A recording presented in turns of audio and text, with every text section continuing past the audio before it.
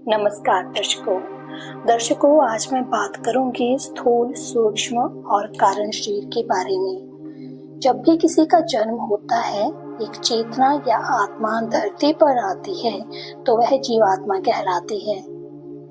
इसका मतलब ये है कि जन्म के बाद जो शरीर दिखाई देता है वह स्थूल शरीर होता है। आंखों से दिखना, कानों से सुनाई पड़ना, नाक से सूंघना, जीभ से स्वाद लेना, त्वचा से छूना, ये सब काम स्थूल शरीर के होते हैं। जब किसी का ऑपरेशन हो तो डॉक्टर इसी स्थूल शरीर को काट कर देखते हैं।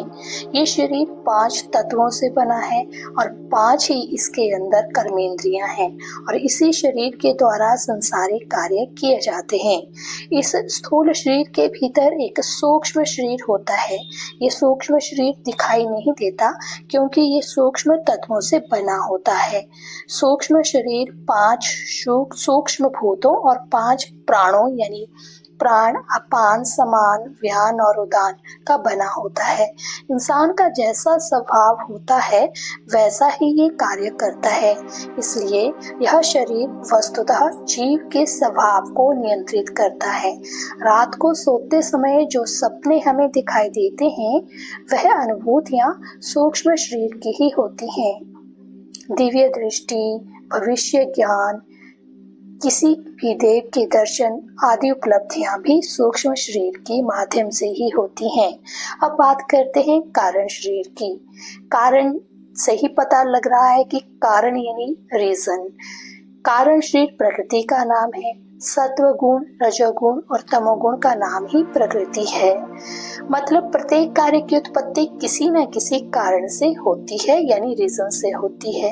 पिछले जन्मों के संस्कार इसी कारण शरीर में मौजूद होते हैं।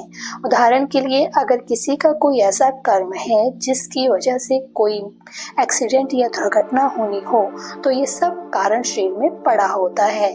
जब वह जीवात्मा जिसके साथ ये होना है इस धरती पर आती है तो कारण शरीर में इसका कारण पड़ा होता है कि जीवन के इतने समय बाद यह दुर्घटना होनी है। कारण शरीर से इसकी सूचना सूक्ष्म शरीर पर आती है और फिर थोड़े दिनों में सूक्ष्म शरीर इससे प्रभावित हो जाता है, फिर अपने आप एक कारण बन जाता है। जब किसी की मृत्यु होती है तो स्थूल शरीर ही यानी जो शरीर दिखता है वही खत्म होता है। सूक्ष्म और कारण शरीर तो जीवात्मा के साथ जाते हैं।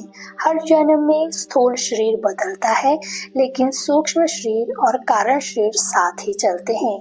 जब तक मुक्ति नहीं होती तब तक सूक्ष्म और कारण शरीर साथ रहते हैं। जब मुक्ति हो जाती है तो तीनों शरीर छूट जाते हैं। तो दर्शकों, ये थी आज की वीडियो। आपको कैसी लगी कमेंट बॉक्स में कमेंट लिखकर बताएं। वीडियो को लाइक, शेयर और सब्सक्राइब कर दीजिएगा। और दर्शकों, आज है 4 जून और 4 जून को आज दूसरा बड़ा मंगल है।